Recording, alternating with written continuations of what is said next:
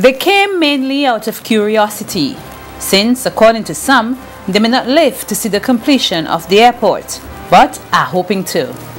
The tour to Argyle provided a much-needed break for these adventurous seniors from West Kingstown. Neither the pain in the feet as expressed by some nor the hot sun that caused them to work up a sweat could dampen their enthusiasm. Though slow in steps as a result of age, they were very sharp with their tongues and expressed profound support for the airport project. It all began in front of the office of the International Airport Development Company, IADC, where they were able to observe work being done in the second kilometer of the project while getting an overview of the project. We start here because from this vantage point, you get a pretty good glimpse of the airport site. The only area that you're really not seeing is behind the mountains over there, which is where we have started the earthworks. And over there is within the first kilometer of the site. The runway starts over there in Mount Pleasant. Now, eventually, all these buildings that you're seeing around here, you notice they've been stripped. No roofs, no windows. All back over there. See the Catholic church there and that apartment. All of these houses here will eventually be pushed down to make way for the airport. Now, over there where you're seeing the mountains, like the tractor cutting there, that's part of all that is part of the runway. It's being flattened to come over here. But we can't do a lot of work over there because the road is still in use. So you could flatten the top, but you can't come over the backside because you don't want stones rolling down on vehicles when they're passing, or people for that matter. So what we have done is that we have started the work within the second kilometer. Rather than walking over there, we are doing some work right in here where it is not disturbing anybody. Now the reason the road over there is still open is because the new Windward Highway, which you will see, is not yet finished, and it is kind of holding up that process. When that is finished, this road would be closed so that all traffic would then be going on that road. Here, if you could look over the bus, you will see a green pasture like beyond there. It is within that area that the terminal building would be located, right? And that is within the second kilometer of the site. Here, this is a wind station, and it is from here that we measure the wind out here at Argyle. We have 3. This is a full weather station, and we have another station over on the end of that side and up at the behind the Catholic church over there. The site of the soon-to-be constructed Argyle Roman Catholic Church offered them a good vantage point from which to view the new Windward Highway and take in the other sites around. After viewing the highway, it was time for them to take their first voyage on the new road with a stop at the now famous Yambo Bridge. This road is being constructed by C.O. Williams, and this is to facilitate the airport project. Now they have had to put a new bridge here so that the water can be properly channeled down to the sea. This, for those of you who don't know, is the Yambo River.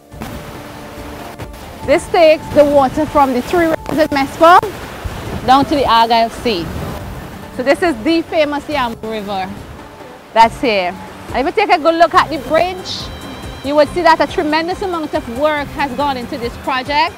This bridge is almost as big as the Rabuka Bridge. And you got to take a good look to see what's really happening here.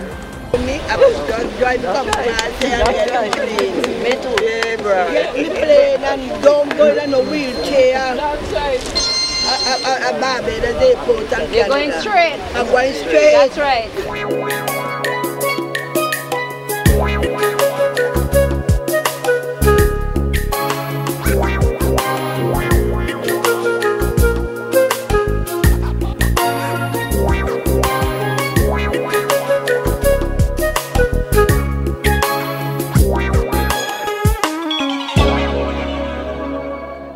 Over on the first kilometer of the runway, it was explained to them exactly what was taking place before their very eyes. They were also in a better position to visualize the runway. If you notice the brown patch there, that is really the runway strip that they're working on. It's beginning to take shape from end to end, the brown patch. All right?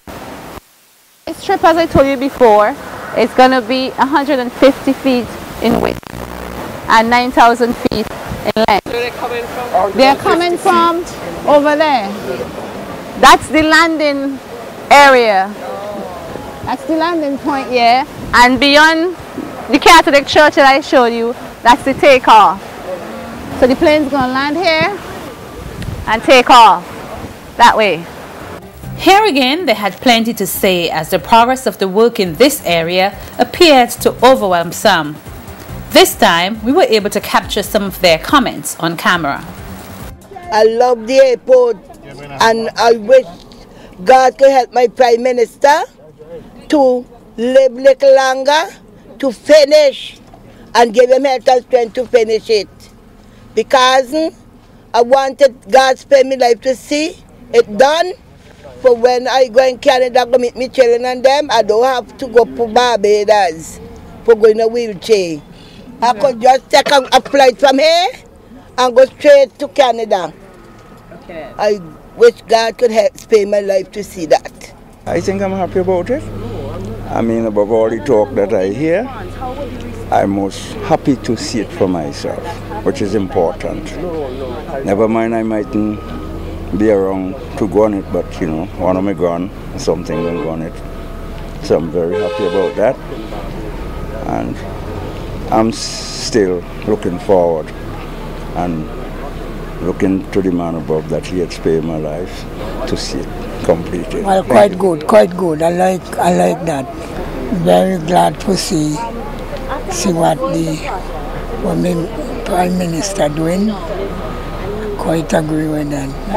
I want to say I'm much pleased with Miss Betty's to bring out the young people. And I'm much pleased also with the government for this project, because for many years we had suffered the trauma and all the in spite of all the negative talks, we know that this is reality, and I'm very, very much pleased.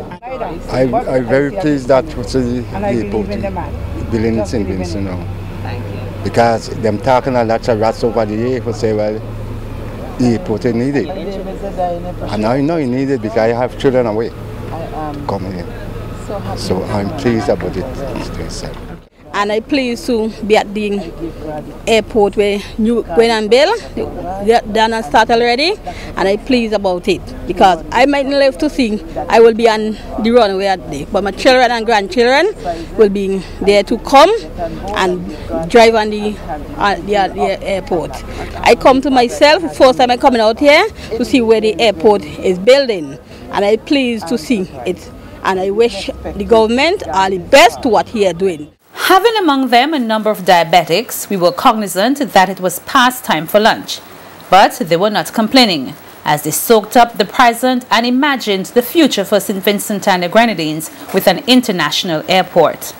Nonetheless, it was time to eat, and it was off to Warrico, where the Parks and Recreational Unit is developing that area. Just before arriving, we made a brief stop to view the depth from which the field workers have come to attain the height reached so far in the filling-in process of the runway. If you would like to tour the International Airport site, please give us a call at 458-0333.